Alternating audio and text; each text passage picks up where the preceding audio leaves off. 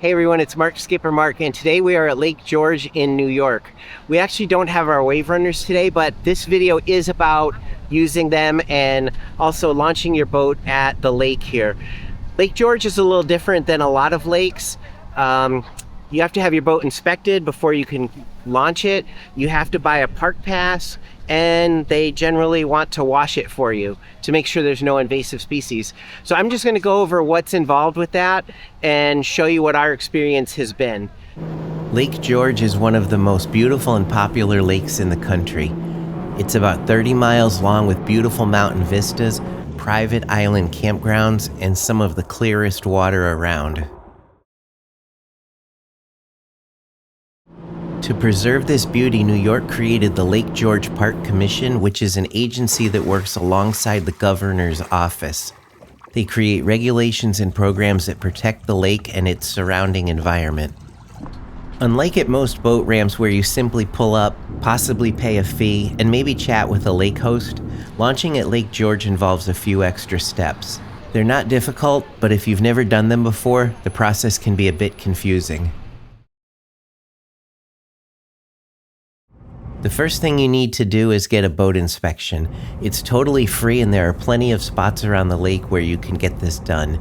I've included links to this and everything else I'm talking about in the description below. We generally do it at the Adirondacks Welcome Center, which is a rest stop located on 87 North between exit 17 and 18. The process is pretty quick, and they make sure your boat and trailer are free of any weeds. They had us start the engine for a few seconds to make sure there was no residual water in it, and they had us remove the seats to make sure the inside of the hull was dry. We always clean the hull and flush the engine with salt away after each use, and they appreciated hearing that. WaveRunners require some lubrication on the external components, and we use fluid film for that.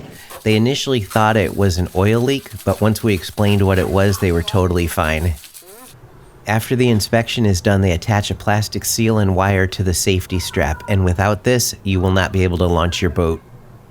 The advantage of getting inspected at the rest stop is that you can skip the line at the ramp. You just pull up next to the inspection station, they'll cut the seal off, and you're good to go. Just keep in mind you'll still need to go through the park entrance and pay any parking fees. Any vessel over 10 horsepower must have a Lake George Park Commission boat registration. You can order these online or get them at the $1 Million Beach ramp. I'm not sure if they're available at other ramps. They offer 1-day, 7-day, and yearly registrations with prices ranging from $12 to over $140 for a full year. We went once in early May, and the rest stop inspection station was closed, so we had to do it at the ramp. Because it was the off season, it was pretty empty and very quick. The process was exactly the same.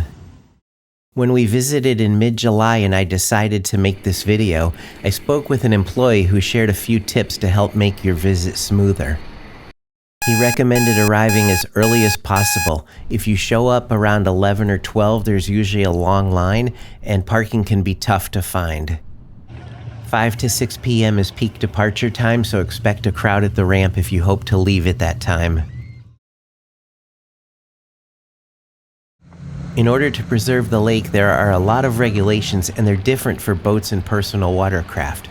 For instance, PWCs aren't allowed in the village of Lake George, but boats are. The no-wake zones for boats and PWCs is also different, and there's certain areas where no vessel can anchor, so it's important to learn and know these rules before heading out. The docks in the village of Lake George are a great spot to tie up if you're looking to grab some ice cream or do a little shopping in town. There is a docking fee and a time limit, plus some other rules. The Lake George Park Commission website is a great resource and has tons of info, so check it out. If you have any questions, please leave a message in the comments below, and I'll be happy to answer as best I can. Thanks again for watching, and have a great day.